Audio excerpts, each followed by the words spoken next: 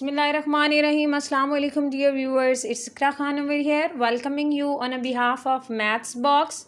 Today I'm here to proceed the lectures of PPSC Lecture Math 2017 from question 56 to 60.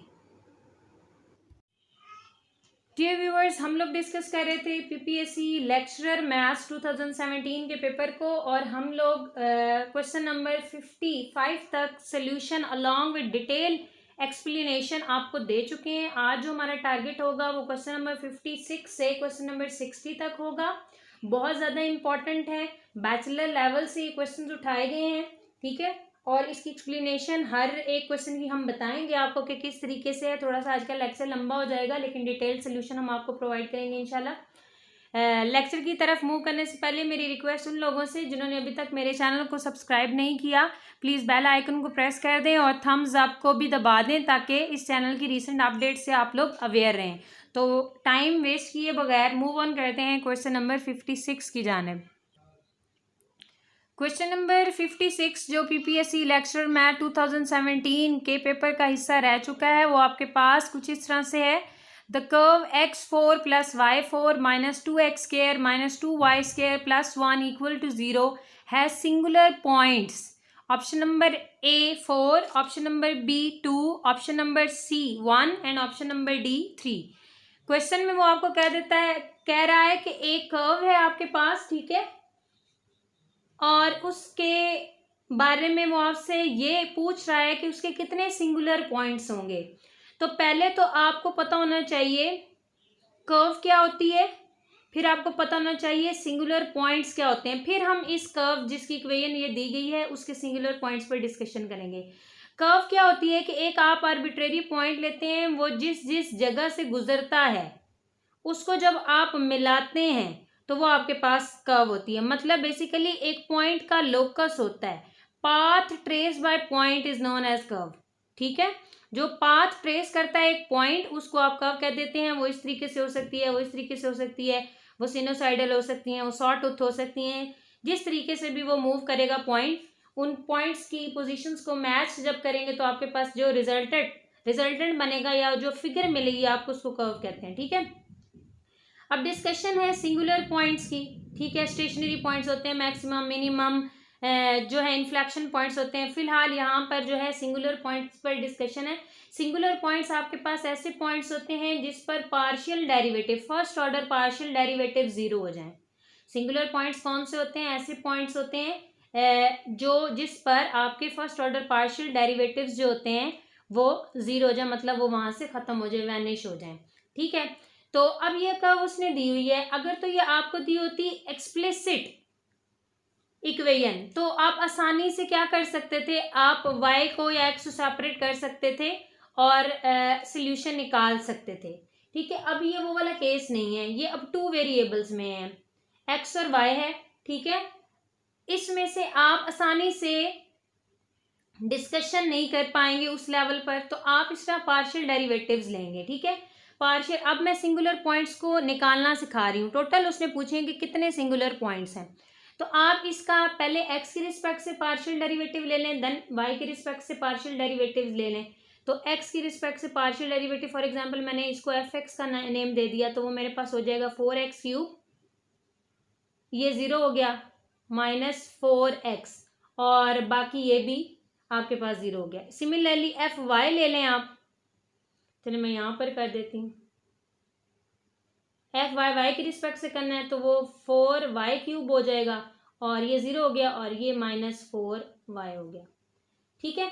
अब जब आपने इसकी values निकालनी है तो आप f(x) = 0 रख लें ताकि आप पॉइंट्स निकाल सकें। इसका एक और मेथड भी होता है कि आप क्या करें, आप इसका डेरिवेटिव ले लें। जो डेरिवेटिव का फॉर्मूला होता है dy/dx, ठीक है, इज इक्वल्स टू -fx/fy। तो ये तो सिंगुलर पॉइंट्स की डिस्कशन, जो पॉइंट्स मेरे पास निकल आएंगे उनको मैं इन रेड वाली इक्वेशंस में पुट करूंगी और मैं देखूंगी कि अगर इनके आंसर 0 बन जाएंगे तो वो सिंगुलर पॉइंट्स की कैटेगरी में आएंगे, अदरवाइज नहीं। तो पहले डिस्कशन कर लेते हैं कि हम वो पॉइंट्स ढूंढ तो लें, वो है कौन से, कितने पॉइंट्स इस इक्वेशन से निकल सकते हैं, पहले उस पर डिस्कशन करते हैं।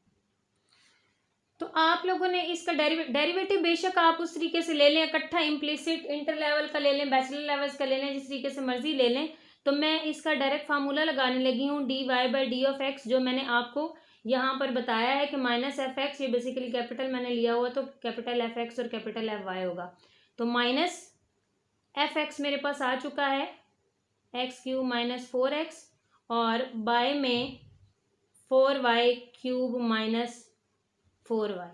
अब मैंने क्या करना है, पॉइंट्स निकालने के लिए मुझे डेरिवेटिव को इक्वल टू 0 रखना पड़ेगा।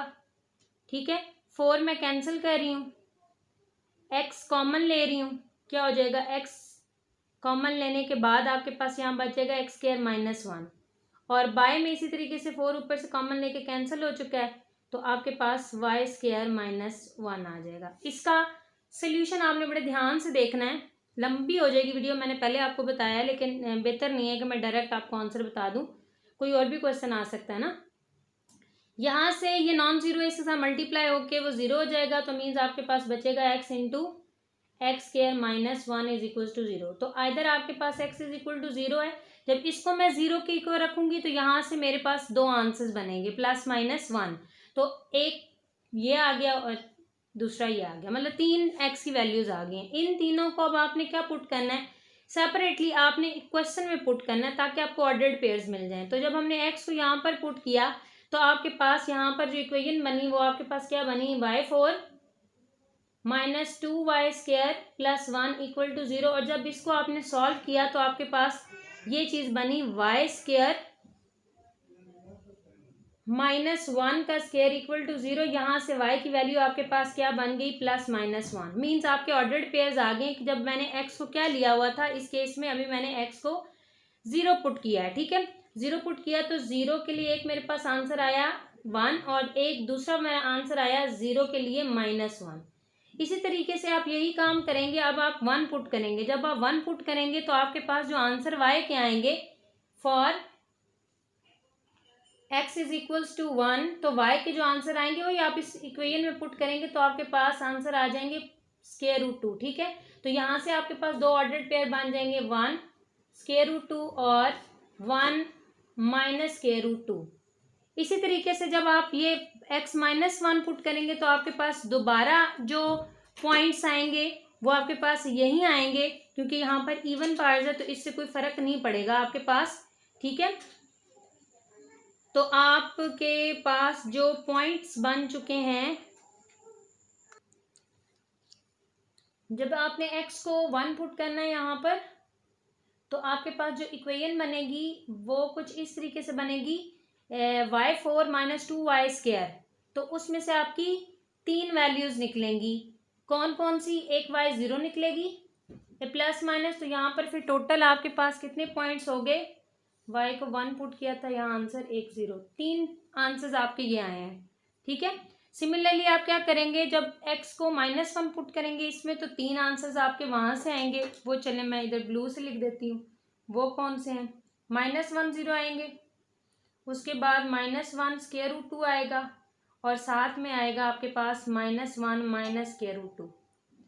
तो ये टोटल पॉइंट आपके पास 8 पॉइंट्स बने हैं, ये 2, ये वाले 3 और ये नीचे जो 3 है।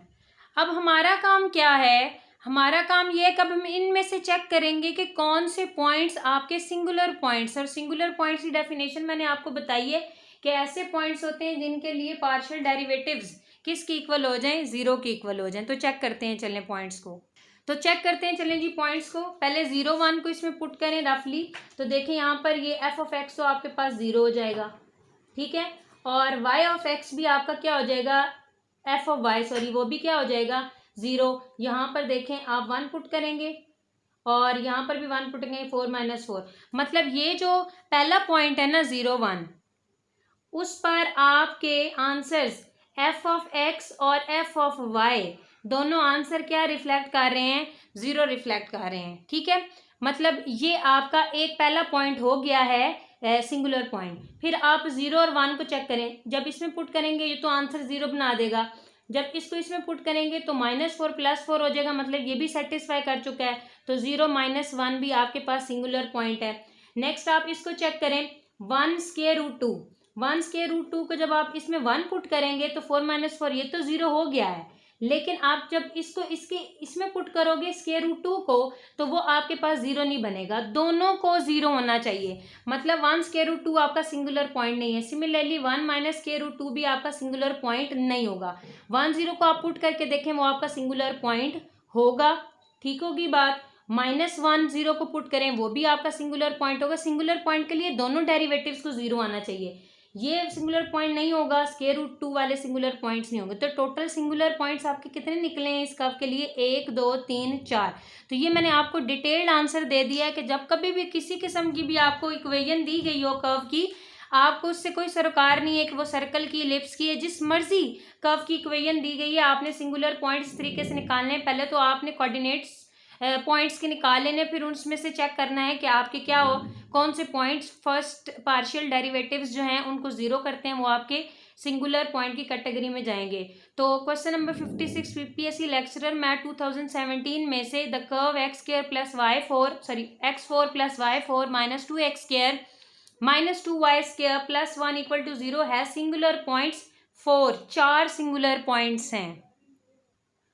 और ये मूव करते हैं next question 57 PPSC lecture math 2017 की तरफ। तो कहता है the asymptotes of the curve y is equal to x cube is, option number a y is equal to x, option number b y is equal to 0, option number c x is equal to 0 and none of these. अब पहले तो आपको ये पता होना चाहिए एसिम्पटोट होती क्या है। अच्छा, मेरी स्ट्रैटेजी ये चल रही है, जितने भी हम लोगों ने लेक्चर्स आपको दिए कि हम पेट डेफिनेशन जो किताबों में लिखी है वो ना बताएं, सिर्फ आपको इतना बता दें कि आप इस काबिल हो जाएं किसी दूसरे को आप बता सकें कि मैथमेटिकल ये टर्म है तो उसका मतलब क्या है। अब कर्व मैंने आपको प्रीवियस बता दिया है, प्रीवियस एमसीक्यू में जिसने मिस कर दिया है वो थोड़ी सी रिवाइंड करके वीडियो देख लें। अच्छा, आगे प्रोसीड करने से पहले आप लोगों ने कमेंट सेक्शन में आके लाइक का बटन प्रेस करने के बाद कमेंट सेक्शन में आके हमें बताना है हमें आपको कि हमारा लेक्चर कैसा लगा है, और फर्दर मोर हमें बताना है कि कौन से पेपर्स आपको चाहिए। फर्दर मोर एक और हम लोग चीज़ इंट्रोड्यूस करवाने लगे हैं 5 मिनट क्राफ्ट्स में। आपके क्वेश्चन जो आप हमें कमेंट सेक्शन में पोस्ट करेंगे हम उनकी छोटी छोटी वीडियोस बना के अपने चैनल पर डालेंगे। तो आप लोग कमेंट सेक्शन में जो क्वेश्चन आपको चाहिए होगा आप वो पोस्ट कर दीजिएगा या आप उसको टाइप कर दीजिएगा। इंशाल्लाह नेक्स्ट जैसे ही आपके कमेंट को रीड किया जाएगा फिजिबिलिटी देखते हुए हम उस पर वीडियो बना के अपलोड किया करेंगे, ठीक है। This is a new thing introduce by maths box.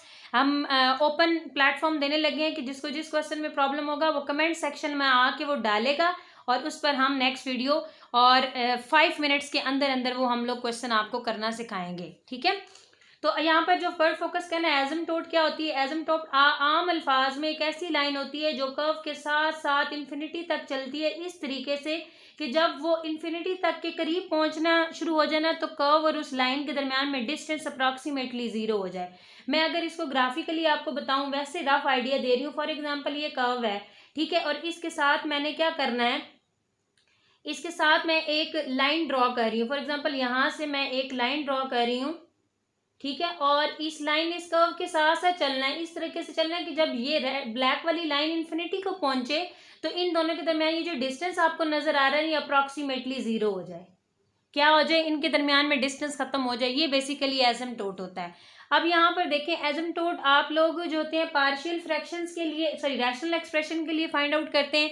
तो ये 3 तरह के एसिम्पटोट्स होते हैं, एक होता है हॉरिजॉन्टल, एक होता है वर्टिकल और तीसरा होता है ऑब्लिक एसिम्पटोट होते हैं, ठीक है। अब साफ अल्फाज में, आम अल्फाज में जो आपके पास रैशनल एक्सप्रेशन होता है ना वो इस तरीके से होता है f of x by g of x, और फर्दर आपके पास कंडीशन होती है कि जी ऑफ एक्स 0 के इक्वल नहीं होना चाहिए। अगर तो आपके पास इस तरीके से क्वेश्चन है तो आप उसका वर्टिकल, हॉरिजॉन्टल या एसिम्पटोट निकाल सकते हैं। लेकिन अब यहाँ पर अगर आप गौर करें तो ये तो रैशनल एक्सप्रेशन ही नहीं है, इसका मतलब है इसका एसिम्पटोट एग्जिस्ट नहीं करता।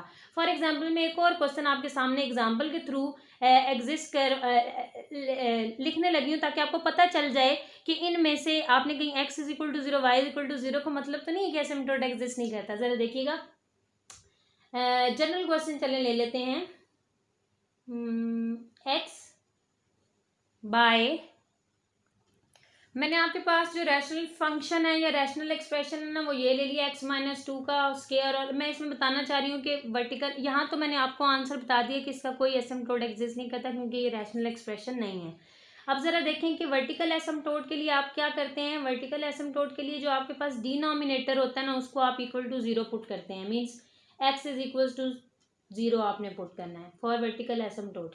तो x इज इक्वल टू 0 आ गया स्क्वायर रूट लेने के बाद, मतलब x इज इक्वल टू 0, तो आपके पास कौन सा एसिम्प्टोट है, वर्टिकल एसिम्प्टोट। ठीक है, अब जो भी इसकी प्रोनाउंसिएशन है, डिफरेंट लोग ज़्यादा अलग अलग प्रोनाउंसिएशन यूज़ करते हैं तो वो आपने माइंड नहीं करना इस चीज़ को। और वर्टिकल एसिम्प्टोट मैंने निकालना सिखा दिया। अब हॉरिजॉन्टल एसिम्प्टोट आप किस तरीके से निकालते हैं। हॉरिजॉन्टल एसिम्प्टोट में आप इस पूरे क्वेश्चन पे क्या लगा देते हैं, लिमिट लगा देते हैं।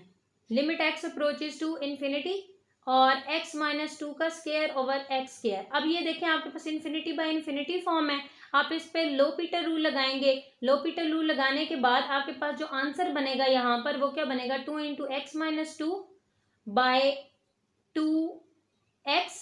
अगेन आपके पास लो इन्फिनिटी बाय इन्फिनिटी तो 1/1। तो बेसिकली यहाँ पर आपके पास आंसर आ गया y इज इक्वल्स टू 1। तो जब y is equal to some constant आ जाए तो वो आपके पास क्या होता है, हॉरिजॉन्टल एसिम्प्टोट है। अब यहाँ पर इस क्वेश्चन के मुताबिक y इज इक्वल टू 1 आया ना, तो जो y इज इक्वल टू 0 है ये बेसिकली आपके पास कौन सा एसिम्प्टोट होता है, this is basically a horizontal asymptote. और ये आपके पास ऑब्लिक होता है, मतलब हॉरिजॉन्टल और वर्टिकल के अलावा जो एसिम्प्टोट्स आपके पास एग्जिस्ट करते हैं दैट आर ऑब्लिक एसिम्प्टोट। ठीक है, तो यहाँ पर फिर हमारे पास कौन सी ऑप्शन है, नन है। नन ऑफ दीज के एसिम्प्टोट जो curve y is equal to x cube है उसका कोई एसिम्प्टोट एग्जिस्ट करता ही नहीं है। अगर एग्जिस्ट करता ही नहीं है तो फिर हम कैसे कह सकते हैं कि ये हॉरिजॉन्टल है, वर्टिकल है या ऑब्लिक है। तो question number 57, asymptote of the curve y is equal to x cube is option number D, none of these. Dear audience, move करते हैं क्वेश्चन नंबर 58 की तरफ। The latus rectum of parabola y square is equals to 4ax। Option number A 2a, B -2a, option number C 4a या option number D a। अच्छा, यहाँ पर direct हम latus rectum पे बात नहीं कर सकते, इसकी कुछ टर्मिनोलॉजीज हैं, अगर वो आपको पता नहीं होंगी तो ये क्वेश्चन फजूल है डिस्कस करना। तो पहले आप देख लें कि पैराबोला क्या चीज़ होती है। पैराबोला की डेफिनेशन हमने प्रीवियस लेक्चर्स में दी है, अगर जिसको नहीं क्लियर हुई या जिसने नहीं देखी, डिस्क्रिप्शन में लिंक दिया गया है, वो प्लीज गो थ्रू कर लें। पैराबोला आपके पास एक ऐसी फिगर होती है, ऐसे पॉइंट्स से मिल के बनने वाली फिगर होती है जो एक फिक्स पॉइंट फोकस और एक फिक्स लाइन डायरेक्ट्रिक्स से इक्वल डिस्टेंस पर होती है। फॉर एग्जाम्पल मैं अगर ये पॉइंट ले लेती हूँ, ये फोकस है और ये मैंने एक लाइन ले ली है, इसको मैंने नाम दे दिया डायरेक्ट्रिक्स का। ठीक है, अब पैराबोला जो आपके पास बनेगा ना वो शेप कुछ इस तरीके से होगी। ठीक है, ये आपके पास पैराबोला है और ये पैराबोला जो फिगर होती है ना वो इस तरीके से बनाई जाती है कि आप इस पैराबोला पे कहीं भी कोई भी पॉइंट लेते हैं। फॉर एग्जांपल मैंने यहाँ पर कोई पॉइंट ले लिया तो इसका जो डिस्टेंस होगा ना यहाँ फोकस से और ये जो डायरेक्ट्रिक्स से ये इक्वल होना चाहिए। अब पिक्चर में तो मेरे पास स्केल है नहीं कि मैं आपको इक्वल मेजर करके बताऊंगी कितना इक्वल है, लेकिन आपने ये बात याद रखनी है कि ऐसे पॉइंट्स को मैचअप करने से पैराबोला मिलता है जो फोकस और डायरेक्ट्रिक्स से इक्वल फासले पर हो। यहाँ पर तो ऑब्वियसली आपको इक्वल नहीं नजर आ रहे, लेकिन आपने ये मतलब मैं दूसरे अल्फाज में ये कहना चाह रही हूँ, चलो मैं इसको अगर क्लोज कर दूं तो तकरीबन इक्वल मैं आपको बता देती हूँ। मैंने थोड़ा बड़ा बनाने की कोशिश की है, तकरीबन अब ये आपको नजर आ रहा है कि जितना फासला ये है उतना ही फासला ये है। ऐसे तमाम पॉइंट्स को मिलाएंगे तो ये आपके पास बनेगी। चलो मैं इसको ऐसे डॉटेड में कर देती हूँ ताकि आपको क्लियर हो जाए कि पैराबोला इसमें से है क्या। ये मैंने डॉटेड में कर दिया, ये पैराबोला आपके पास। ठीक है, ये आपके पास फोकस है। अब फोकस के बाद मैंने डायरेक्ट्रिक्स भी आपको बता दी। ठीक है, उसके बाद जो नेक्स्ट चीज होती है वो आपके पास होती है एक्सिस। एक हॉरिजॉन्टल लाइन, ये आपके पास एक्सिस ऑफ पैराबोला है। ये आपके पास क्या है, this is basically axis of parabola. ठीक हो गई बात, एक्सिस ऑफ पैराबोला भी क्लियर हो गई। मतलब इसकी डेफिनेशन क्या होती है, आपके पास एक ऐसी लाइन होती है जो फोकस के अंदर से पास करे और डायरेक्ट्रिक्स पर परपेंडिकुलर हो।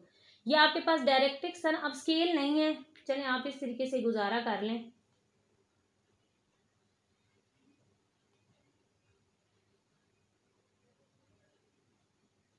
ये देखें डायरेक्ट्रिक्स पर इस लाइन का एंगल 90 है। तो ऐसी लाइन जो फोकस के अंदर से पास हो और डायरेक्ट्रिक्स पे परपेंडिकुलर हो उसको आप क्या कह देते हैं, उसको एक्सिस ऑफ पैराबोला कहते हैं। और जिस पॉइंट पर ये एक्सिस पैराबोला को टच करती है उसको आप वर्टेक्स का नाम देते हैं। मतलब ये पॉइंट आपके पास क्या होता है, वर्टेक्स होता है। अब जरा देखें मैंने क्या करना है, मैंने आपको लेटेस्ट रेक्टम बताना है। क्या बताना है, लेटेस्ट रेक्टम बताना है। अब लेटेस्ट रेक्टम आपके पास क्या होता है, उसको डिफाइन करने से पहले आपको पैराबोला की कॉर्ड पता होनी चाहिए। अच्छा, पैराबोला पे आपने कोई से भी दो पॉइंट्स ले लिए हैं, एक पॉइंट मैंने ये ले लिया, एक पॉइंट मैं चले ये ले लेती हूँ। इन दो पॉइंट्स को जो लाइन मिलाती है उसको आप कॉर्ड का नाम देते हैं। ये आपके पास क्या है, this is basically a cord. ठीक है, कॉर्ड हो गई। उसके बाद जो आपके पास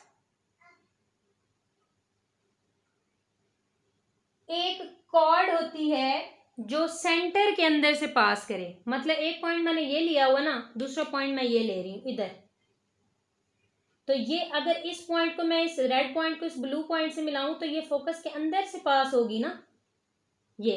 तो इस ब्लू वाली लाइन को आप क्या कहते हैं, फोकल कॉर्ड कहते हैं। ठीक है, इसको क्या कह देते हैं आप, फोकल कॉर्ड। अब बेसिकली आपके पास लेटेस्ट रेक्टम क्या होता है, वो फोकल कॉर्ड होती है जो एक्सिस पर परपेंडिकुलर हो। ये आपके पास एक्सिस है और ये फोकल कॉर्ड है, क्योंकि ये एक ऐसी कॉर्ड है जो फोकस के अंदर से पास हो रही है। और ये ब्लैक कलर में जो है ये आपके पास एक्सिस है। तो ऐसी कॉर्ड जो एक्सिस पर परपेंडिकुलर हो उसको आप लेटेस्ट रेक्टम का नाम देते हैं। मतलब ये जो ब्लू कलर में मैंने लगाई है basically this is a latus rectum. ठीक है, इस पॉइंट को मैं एल का नाम दे देती हूँ और इस पॉइंट को मैं एल प्राइम का नाम दे देती हूँ। अब पिक्चर में इतनी ज़्यादा चीज़ें डिस्कस हो गई हैं कि मैं इधर इस ब्लू लाइन को दोबारा से सेपरेटली ड्रॉ करने की कोशिश करती हूँ ताकि आप लोगों को अब लेटेस्ट रेक्टम क्लियर हो गया कि वो क्या है। This is L and this is L prime. अब देखें अगर मैं इस फोकस को 0 0 लूँ तो एक्स एक्सिस पर तो ये 0 है, मतलब ये यहाँ पर इसका कोऑर्डिनेट एक्स कोऑर्डिनेट तो 0 है। सिमिलरली एल प्राइम का कोऑर्डिनेट भी 0 है। लेकिन मेरे पास पैराबोला की equation y is equal to 4ax है और लेटेस्ट रेक्टम की जो आपके पास इक्वेशन होती है वो x is equal to a होती है। इसको इसमें पुट करें तो you get the answer y square equals to 4a square. Square root ले लें तो आपके पास प्लस माइनस 2a हो जाएगा। मतलब अपर साइड y पॉजिटिव रहेगी और लोअर साइड y क्या हो जाएगी, नेगेटिव हो जाएगी। लेटेस्ट रेक्टम बेसिकली आपके पास एक कॉर्ड होती है ना, तो कॉर्ड की तो लेंथ होती है। आप एल और एल प्राइम की लेंथ निकाल लें। एल और एल प्राइम की क्या लेनी है आपने, लेंथ निकाल लेनी है। वो किस तरह से निकालेंगे, डिस्टेंस फार्मूला से 0 इंटू 0, फिर यहाँ सॉरी माइनस है क्योंकि यहाँ 2 नंबर है ना, तो माइनस माइनस प्लस हो जाएगा। तो यहाँ पर आपके पास क्या बना, 4a होल स्क्वायर और कैंसिलाइजेशन के बाद 4a। तो आपके पास यहाँ पर आंसर लिखा हुआ है length of latest rectum of parabola, वो क्या है 4a। मैंने आपके सामने डिराइव कर दिया है यहाँ पर। तो क्वेश्चन नंबर 58 जो बहुत सिंपल नहीं था, the latus rectum of parabola y square is equal to 4ax, option number C 4a। Audience move करते हैं। देख ये सारा तकरीबन कॉनिक सेक्शन ही उठा के उसने पेपर में दिया हुआ। देखो ये नहीं, x square plus B y square plus 2gx plus 2fy plus equal to 0 represents option number A parabola, option number B hyperbola, option number C ellipse and option number D none of these. बहुत straightforward है। This is general equation for circle. General equation of circle कैसे याद रखनी है, जब आपके पास product conic section की जो जनरल इक्वेशन होती है वो आपके पास मैं यहाँ लिख देती हूँ। वो बेसिकली क्या होता है, क्या होती है आपके पास, होता नहीं होती, a x square plus 2hxy plus B y square 2gx 2fy plus c equals to 0। ये आपके पास कॉनिक सेक्शन की जनरल इक्वेशन है और इसमें से जब ये वाली टर्म आप उड़ा देते हैं तो ये आपके पास रिप्रेजेंटेशन हो जाती है किसकी, सर्कल की। वो फिर फर्दर केस है कि इसका डिटर्मिनेंट आपके पास इक्वल टू 0 आए तो आप किस तरीके से इनको चेक करते हैं तीनों को, और अगर आपके पास डिटर्मिनेंट इक्वल टू 0 ना आए तो फिर किस तरीके से चेक करते हैं आप। लेकिन यहाँ पर एक और कंडीशन जो पेपर वाले ने मिस कर दी है, वो उसने कॉन्स्टेंट्स के बारे में चले नहीं बताया, तो चलो वो अंडरस्टूड। लेकिन एक बात आप लोगों ने याद रखनी होती है, यहाँ पर आपके पास प्रोडक्ट टर्म मिस है, मतलब एक्स वाई सर्कल के लिए प्रोडक्ट टर्म नहीं होगी तो ना ये पैराबोला है, ना ये हाइपरबोला है, ना ये एलिप्स है, और ना, तो फिर तीनों नहीं है तो क्या होगा, तीनों नहीं है तो फिर ये क्या है, नन ऑफ दीज है। अच्छा, यहाँ पर मैं थोड़ी सी डिबेट करना चाह रही थी कि जब आप यहाँ पर इसका डिटर्मिनेंट लेते हैं ना, डिटर्मिनेंट आप लोगों को पता होगा वो किस तरीके से लेते हैं, AHG, इस तरीके से आप लेते हैं ना, AHG, और फिर यहाँ पर H होता है डायगोनल में, बेसिकली यहाँ ABC लिखा जाता है, HH होता है, यहाँ GG होता है, यहाँ FF होता है। तो जब आप इन चीज़ों में यहाँ पर H की जगह क्या पुट कर देंगे, 0 पुट कर देंगे, तो डिटर्मिनेंट जब आप इसको सॉल्व करते हैं तो बेसिकली नॉट इक्वल टू 0 आता है। तो जब आपके पास डिटर्मिनेंट नॉट इक्वल टू 0 आ गया तो फिर आप कौन सा क्राइटेरिया लगाते हैं, फिर इन तीनों को चेक करने के लिए आप लोग ये चीज़ लगाते हैं कि B square minus 4AC greater than 0 हो तो आपके पास हाइपरबोला होता है। इस तरीके से B square minus 4AC equal to 0 हो तो पैराबोला होता है। उसके बाद B square minus 4AC less than हो तो इलिप्स हो जाती है।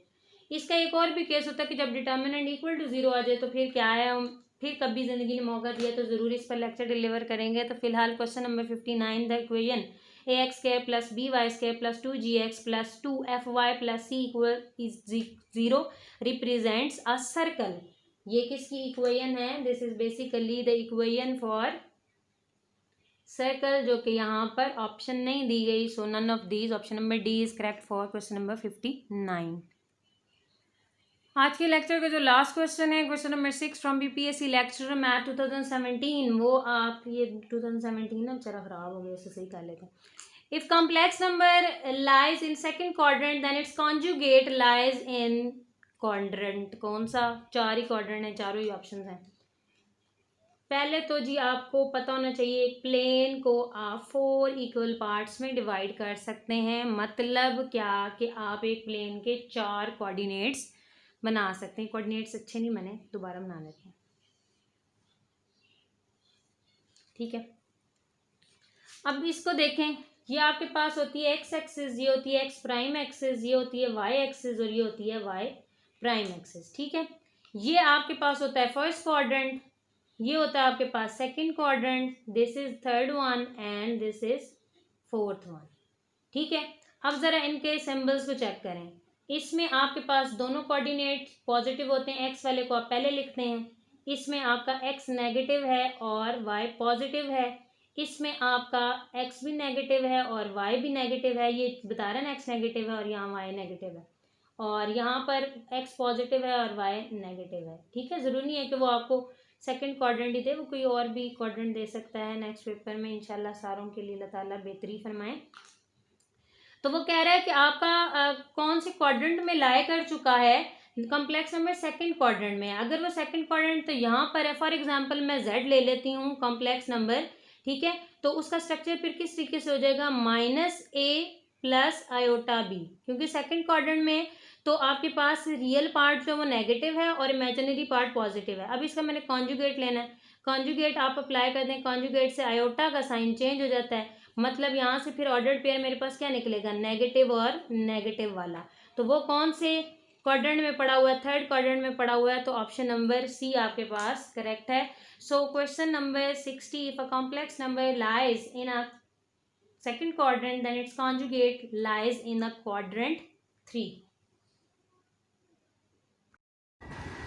डियर ऑडियंस, तो ये थे आपके पास पीपीएससी लेक्चर मैथ के क्वेश्चन नंबर 56 टू 60। उम्मीद है आज का लेक्चर क्लियर हुआ होगा। फिर भी अगर कोई दिक्कत हो तो आप कमेंट सेक्शन में आ सकते हैं। चैनल को सब्सक्राइब करना मत भूलिएगा। अपना बहुत ज़्यादा ख्याल रखिएगा, हमें दुआ में याद रखिएगा। अल्लाह हाफ़िज़।